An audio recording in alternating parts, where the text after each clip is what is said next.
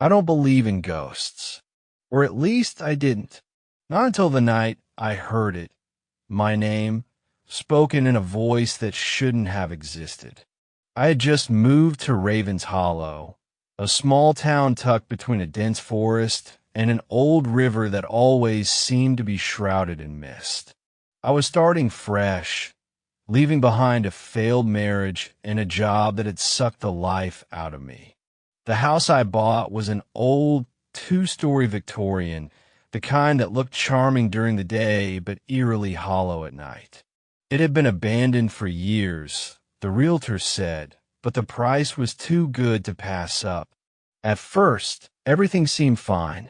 Sure, the floors creaked in odd places, and the wind made strange noises through the attic vents, but that was normal for an old house, right? I spent my days unpacking, fixing small things, and tried to ignore how lonely the house felt. Then, on the fourth night, I heard it. I was half asleep when it happened. A whisper, so soft it barely registered, yet clear enough to snap me awake. Daniel, my name, right there in the dark, spoken just above my ear.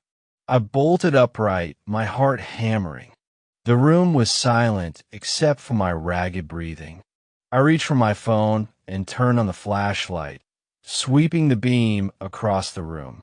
Nothing, just my furniture, my half-unpacked boxes, the slightly open closet door. I told myself it was a dream. Sleep paralysis, maybe. But I couldn't shake the feeling that someone had been there, right beside me. The next morning, I tried to laugh it off. Stress, I told myself. Moving into a new place could do that to you. I went about my day, distracting myself with chores, but the moment night fell, the unease returned. That night, I locked my bedroom door. I wasn't sure why. Maybe it made me feel safer. But around 3 a.m., the whisper came again. Daniel, I shot up in bed, my blood turning to ice. This time, the voice was different, closer. It didn't feel like a hallucination. It felt real. I grabbed the nearest object and flicked on the light. My room was empty, but I wasn't alone. I could feel it, a presence, something unseen, lingering in the silence, watching. I didn't sleep after that. I stayed awake until dawn, every nerve in my body alert. By the third night, the whispering became more frequent. My name, repeated over and over, sometimes soft, like a breath against my neck, other times distant, echoing from somewhere deep in the house. The worst part? It always knew where I was. If I hid under the covers, it whispered just outside the sheets. If I cover my ears, it pressed closer, murmuring my name in a tone that sent chills racing down my spine. I started keeping the lights on. It didn't stop the voice, but at least I could see that there was nothing there. Or so I thought. On the seventh night, everything changed. I had been sitting in the living room, trying to drown out the whispers with music when I heard something new, a faint shuffling sound upstairs, like bare feet moving across a wooden floor. Then, the creak of my bedroom door opening. A wave of nausea hit me. I turned off the music, my ears straining. Footsteps, slow, deliberate, moving toward the stairs. I held my breath. The footsteps stopped. The silence stretched so long that I started to think I had imagined it. But then a single word spoken from the top of the stairs. Daniel. I scrambled for my phone, my hands shaking. The flashlight beam wobbled as I aimed it up the staircase. Nothing. Just the empty hallway, the open door to my bedroom. But I felt it again. The presence. Watching. I was done. Whatever was happening, I couldn't stay in that house. I grabbed my keys and ran out the front door, not even bothering to lock it behind me. I drove to the nearest motel and stayed there for the night, forcing myself to believe that I was safe.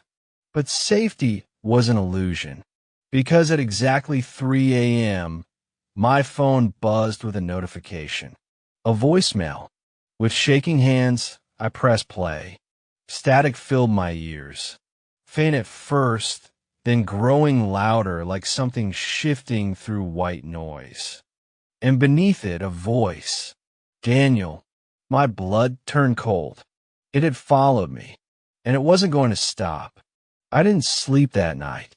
After hearing the voicemail, I sat on the edge of the motel bed, my phone clenched in my hands, my mind racing through every possible explanation. Maybe someone was messing with me. Maybe the house had some kind of history I didn't know about. Maybe I was just losing it. But deep down, I knew the truth. I wasn't imagining this. It was real, and it wasn't just confined to the house. I thought about calling the police, but what would I even say? Hey, there's a voice whispering my name, and I think it's following me. No, they'd either think I was crazy or tell me to get some sleep. The only thing I could do was wait for morning. At sunrise, I checked out of the motel and drove straight to a local coffee shop, somewhere busy, somewhere filled with people. I needed to be surrounded by life, by normalcy. But even there, sitting among strangers, I couldn't shake the feeling that I was being watched. Every time I glanced over my shoulder, I expected to see someone standing there. But there was nothing but the growing paranoia clawing at my mind. By noon, I made a decision. If I couldn't explain what was happening, maybe I could figure out why. The house had to have some kind of history, something the realtor hadn't told me. I started at the town library. The building itself was as old as the town, a 2-story brick structure with stained glass windows and an overwhelming musty smell. I approached the librarian, an elderly woman with gray hair, pulled into a bun. I just moved in the old house on Holloway Drive, I said, trying to sound casual. I was wondering if there's any history on it. Her reaction wasn't what I expected. She stiffened slightly, her eyes narrowing as she looked me over. Which house on Holloway? The Victorian at the end of the street. She didn't say anything for a moment. Then she gave a slow nod. You'll want the town archives, she said, gesturing toward side door. There's a section on property records. But be careful what you look for, young man. Sometimes the past doesn't like to be disturbed. I swallowed hard. What do you mean? She gave me a small, tight-lipped smile and said nothing more. I found the archives in the basement of the library. Rows of old file cabinets, yellowed newspapers, and bound records filled the room. It took me an hour to find the house's listing. And when I did, my stomach dropped. The house had been abandoned for over 20 years.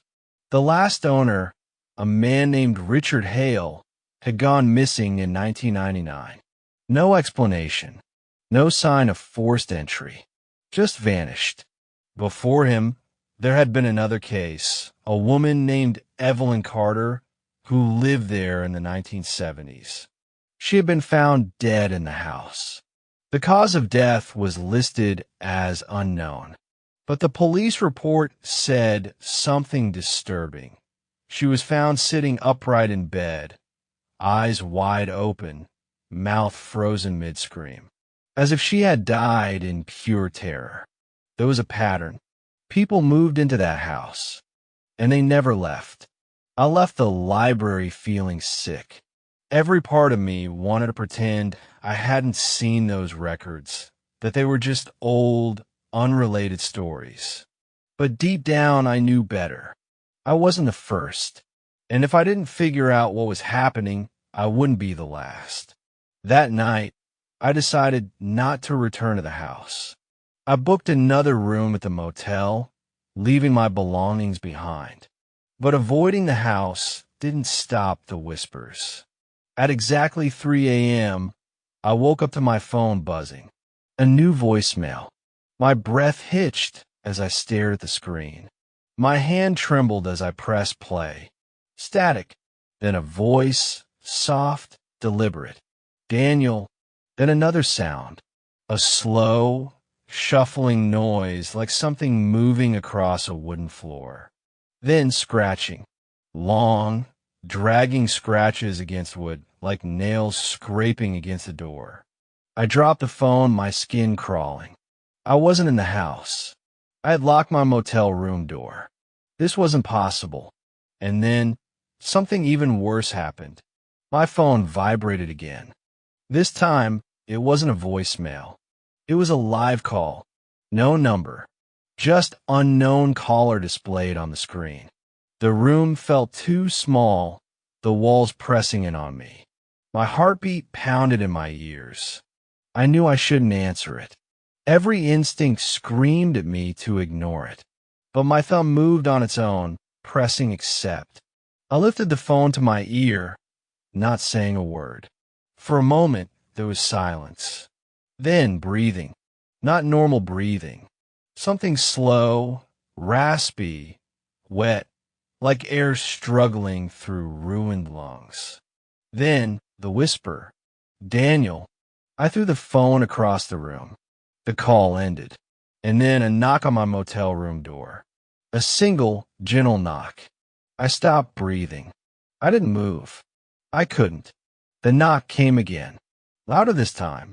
Then a voice. Not from outside. From the other side of the room. Daniel. I whipped my head around. The bathroom mirror. I could see my reflection, my wide, terrified eyes. But behind me, just over my shoulder, a shape. A figure almost human, but wrong.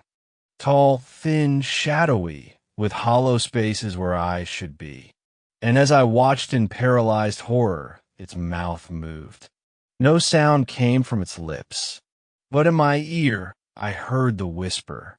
Let me in. I don't remember how long I stared into the mirror. The thing behind me didn't move, not in the way a person would. It didn't shift its weight or breathe. It just stood there, its hollow eyes fixed on mine through the reflection, its mouth slightly open as if waiting for something. I wanted to turn around to see if it was truly there and not just a trick of the mirror. But deep inside I knew, if I turned around, it would be closer. The whisper still echoed in my ears. Let me in. My body broke out of its paralysis all at once. I bolted for the door, yanking it open so fast it slammed against the wall.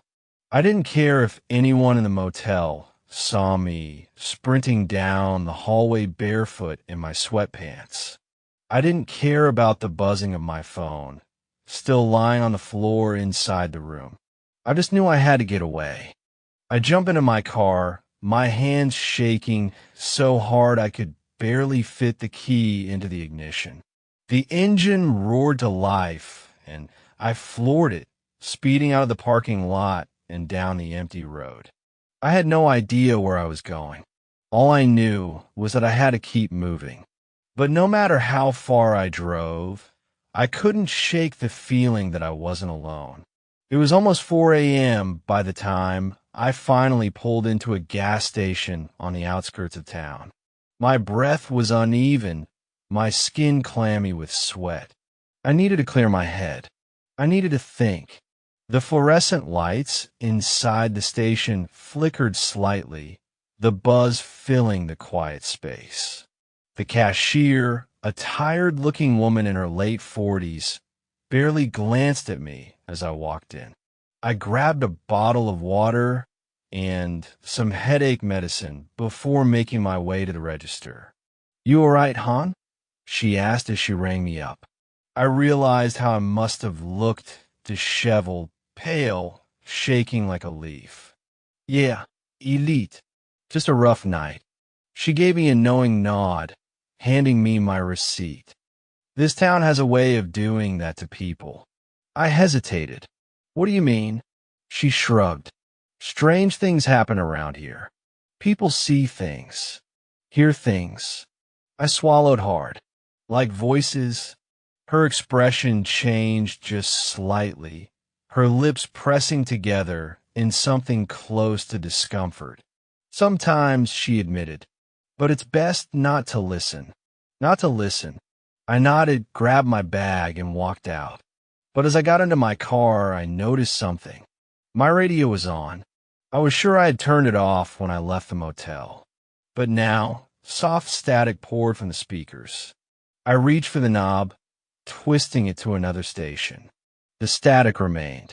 Then, beneath the white noise, something else. A whisper. At first, I thought it was my mind playing tricks on me. But as I listened closer, I realized it was saying my name over and over. Daniel, Daniel, Daniel. The same voice from the phone. I lunged forward, slamming the power button. The radio cut off, and the car fell into heavy silence. My pulse pounded in my ears. I couldn't stay here. I had to keep moving. By sunrise, I had no idea what to do. I was running on no sleep, and my body ached from tension and exhaustion. I needed rest, but I wasn't going back to my house. So I checked into another motel. A different one. I gave the woman at the front desk my ID, paid in cash, and took my key without saying a word. Room 206. The motel was eerily quiet as I walked down the dimly lit hallway, the carpet worn from years of neglect. My hand shook as I unlocked the door, stepping inside. I closed the door behind me, exhaling in relief. Then I froze. The room was wrong. It wasn't messy or dirty or out of place, but something was off. The bed was perfectly made, the TV remote placed neatly on a nightstand. The curtains were drawn just enough to let in slivers of light. But it wasn't mine. I had never stepped foot in this room before, and yet I knew it. I knew exactly how the bedsheets felt. I knew the weight of the remote in my hand. I knew how the curtains would sway slightly from the vent's airflow. I knew this room because I had stayed in it before. Except I hadn't. I took a step back, my heart hammering. My mind struggled to make sense of it, but I had no explanation. Then the closet door creaked open. I whipped my head toward it. The gap between the door and the frame widened, revealing darkness within. I took a step forward, my breath shallow. Inside, the closet was empty, but on the back wall, faint scratches. Dozens, no, hundreds, carved into the paint, overlapping, desperate. One word, Daniel, over and over. Daniel, Daniel, Daniel. I staggered back, slamming the closet door shut. And then, from behind me, a whisper, not from my phone, not from the radio, but from the air itself. Close, right behind my ear. Daniel. I didn't remember leaving the motel. All I knew was that suddenly I was in my car again, speeding down the road, my hands gripping the wheel so tight my knuckles turned white. I needed help. I had no idea who to call, but my fingers moved on their own, dialing the one number that felt safe, my sister, Olivia. The phone rang and rang. Then she answered. Daniel. Her voice was groggy, confused. It's almost 6 a.m. Are you okay? No, I said, my voice shaking. Liv, something's happening to me. I don't know what it is, but it's real. It's following me. It knows my name. There was a pause. Then Olivia exhaled shakily. Danny, I need you to listen to me. Okay. I nodded, even though she couldn't see me. Okay. Where are you? I hesitated. I don't know. I checked into a motel, but something was wrong, and I know, Danny. Her voice was firmer now. Where are you right now? I frowned, glancing around. I told you I'm driving. No, you're not. I felt something cold slide through my veins. What? Danny. Her voice was quiet now, almost pleading. I just got a call. From you. I blinked. What are you talking about? I just called you. No, she said. I answered, and I heard your voice. I felt my stomach drop. What did it say? I whispered. She swallowed hard. It said your name. Silence stretched between us. Then she whispered, Danny, if you're talking to me now, who called me first? The call went dead. I stared at my phone, my fingers trembling as I tried to redial Olivia's number. But the screen flickered, static bleeding into the display. The keypad warped, numbers distorting into symbols I didn't recognize. Then the phone rang, but not from my end. The screen was dark. The call wasn't coming from me. It was coming to me. Unknown number. I hesitated, every muscle in my body screaming not to answer. But something inside me, some sick, morbid curiosity, made my thumb move against my will. I pressed accept and raised the phone to my ear. At first, silence. Then a whisper. Faint. Crawling. Daniel. I couldn't breathe. The voice was mine. I slammed my phone onto the passenger seat, my pulse pounding. The road stretched endlessly before me, a winding path cutting through the dense, foggy woods. I needed to get to Olivia. She was the only person who believed me, the only one who might help me make sense of this nightmare. I punched her address into my GPS, my fingers slipping from sweat. 2 hours away. I floored the gas. But as I drove, something strange happened. The road, it wasn't changing. I'd been driving for nearly an hour, but the landscape remained the same. The same stretch of trees. The same abandoned gas station. I passed a mile marker, 162. 5 minutes later, I passed it again. 162, I swallowed hard, gripping the wheel tighter. I was going in circles. No, not circles. I was stuck. The road finally broke. A clearing. A house. It wasn't Olivia's house. It wasn't even a place I recognized. And yet, the moment I saw it, I knew I had been here before. The two-story home loomed in the thick fog, its windows dark and hollow. The paint peeled from the siding, warped with age. The front porch sagged slightly, as if it hadn't been stepped on in years. And yet, the door was open. Not just unlocked. Wide open, as if waiting for me. I stepped out of the car, my body moving against my will. Somewhere in the distance, my phone buzzed from the passenger seat. I didn't check it. I already knew who was calling. I climbed the porch steps.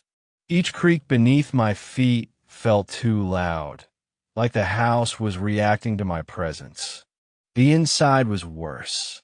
The moment I stepped through the doorway, I was hit with the overwhelming stench of rot. The air was damp, suffocating, thick with the scent of something long dead. The walls were lined with faded, peeling wallpaper. The floor was covered in dust, except for one clear path of footprints leading deeper inside. My footprints. I hadn't been here before, but somehow I had. A whisper echoed from upstairs. Daniel. I didn't want to go upstairs.